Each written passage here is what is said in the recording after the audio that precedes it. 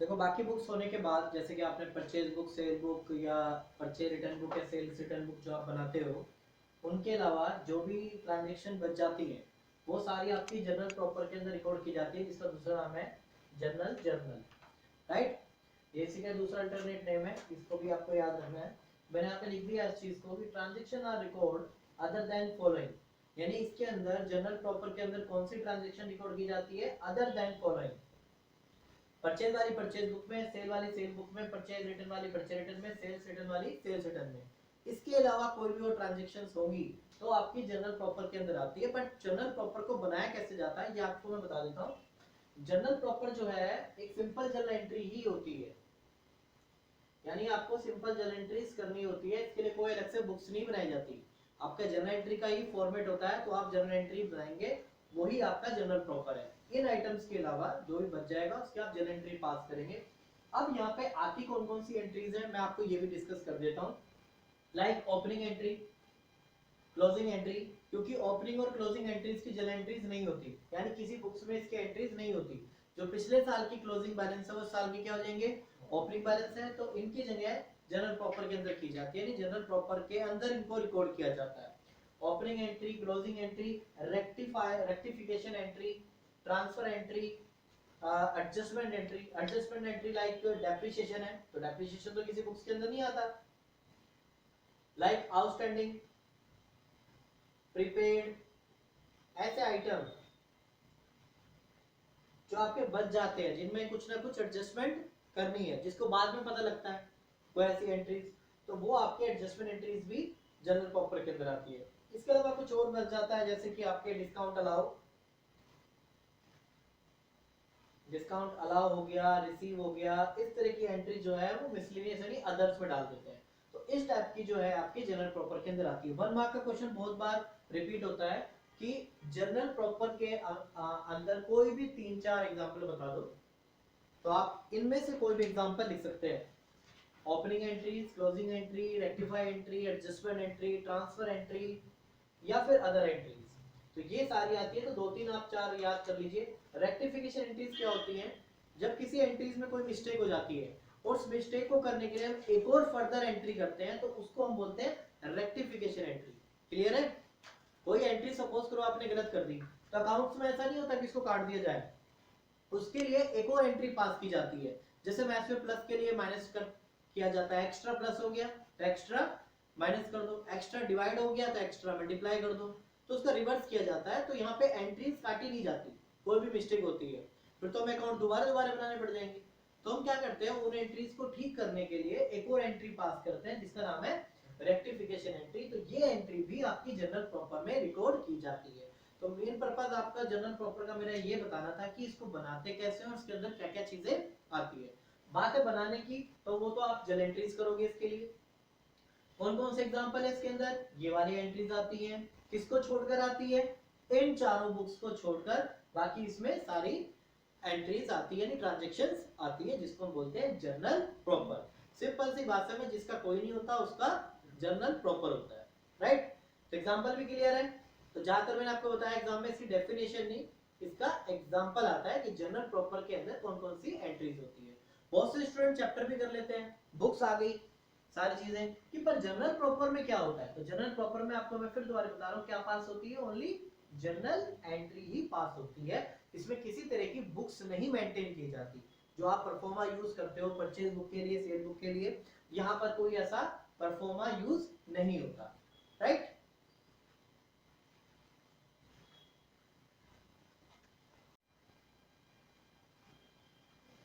अब कुछ ऐसे आइटम्स के डिस्कशन करने जा रहे हैं इस चैप्टर में।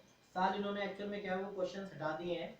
तो कुछ लैंग्वेज होती है जहाँ पर बंदा मिस्टेक कर बैठता है, तो परचेज में ही रिकॉर्ड कर देता है उसको।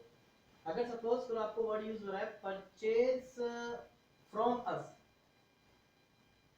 अगर ये वर्ड यूज किया जाए परचेज फ्रॉम अस, तो आप इसको कहाँ डालेंगे, सेल्स बुक में। लिखा तो है ना कि हमसे खरीदा है, तो हमने तो सेल ही किया है ना।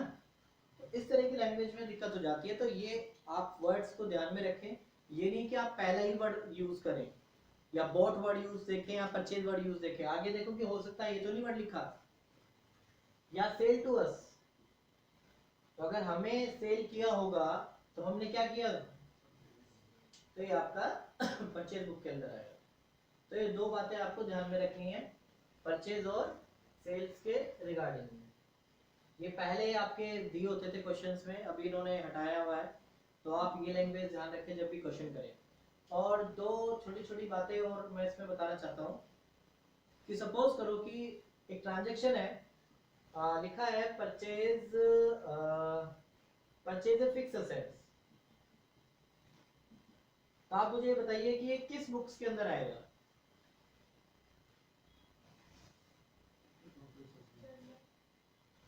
जी क्या कह रहे हो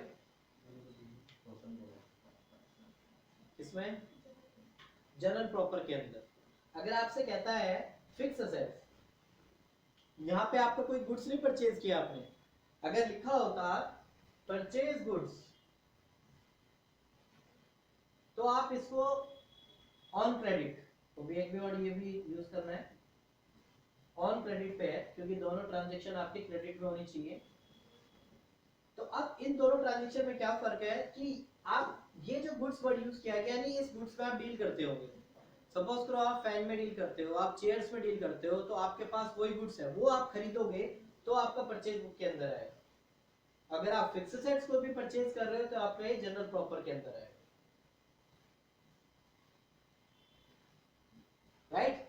तो ये तीन चार बातें चैप्टर के अंदर ध्यान रखने वाली है। अगर परचेज फ्रॉम अस लिखा है तो सेल्स बुक में डालें, सेल्स टू अस लिखा है तो परचेज बुक में डालें। Purchase a fix assets on credit, कोई फिक्स असेट्स परचेज किया, यानी जिस चीज में आप डील कर रहे हैं, जिस चीज में आप ट्रेड कर रहे हैं, जिसमें व्यापार कर रहे हैं, अगर वो आप उधार खरीदते हो तो वो परचेज बुक में आएगा। अदरवाइज कुछ और भी चीजें आप खरीदते हो तो वो आपके जनरल प्रॉपर के अंदर जाएगी, ना कि इसमें जाकर कॉमन बच्चे क्या करते हैं परचेज बुक के अंदर डाल देते हैं। तो आपका जनरल प्रॉपर के अंदर डालना है आपको ये वाली transaction, right.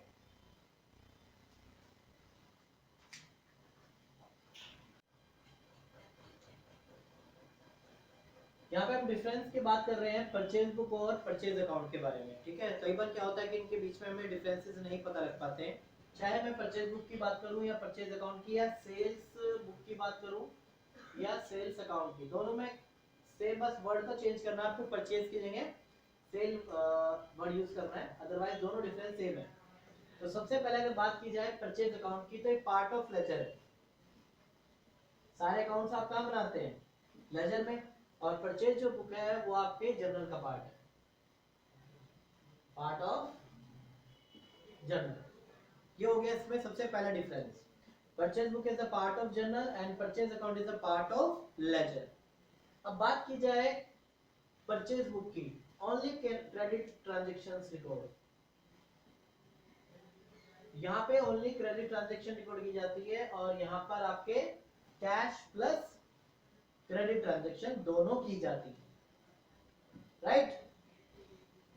Only credit transaction are record in the books of account and only यहाँ पे कैश और क्रेडिट दोनों ट्रांजैक्शन परचेज अकाउंट के अंदर की जाती है।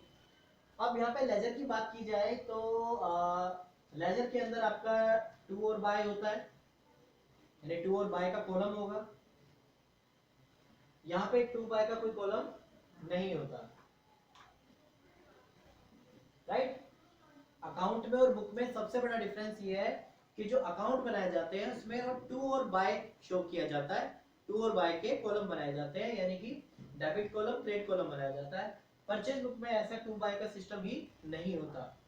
यही सेम चीजें परचेज बुक का जो बैलेंस है उसको परचेज अकाउंट में ट्रांसफर किया जाता है, जो भी इसका बैलेंस है वो ट्रांसफर किया जाता है टू परचेज अकाउंट, राइट।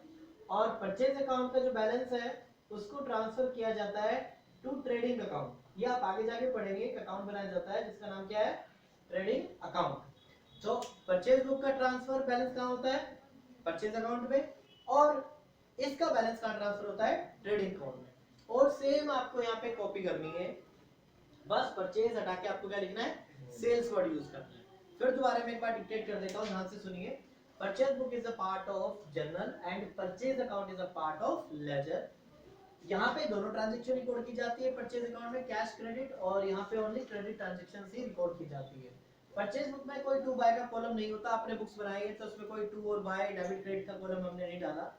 और परचेज अकाउंट में आपके 2 बाय के कॉलम होते हैं, इसका बैलेंस ट्रांसफर होता है इस अकाउंट में, और इसका अकाउंट का जो बैलेंस होता है इसको ट्रांसफर करते हैं ट्रेडिंग अकाउंट में। ये बात आप आगे पढ़ेंगे, तो अभी मैं ज्यादा डिस्कशन नहीं कर रहा कि ट्रेडिंग अकाउंट क्या होता है। तो ट्रेडिंग अकाउंट जो है आप थोड़ा सा आगे जाके पढ़ेंगे, तो फिलहाल आप इस चीज को ध्यान रखें। और सेम एज इट इज आपका सेल्स बुक और सेल्स अकाउंट में डिफरेंस है।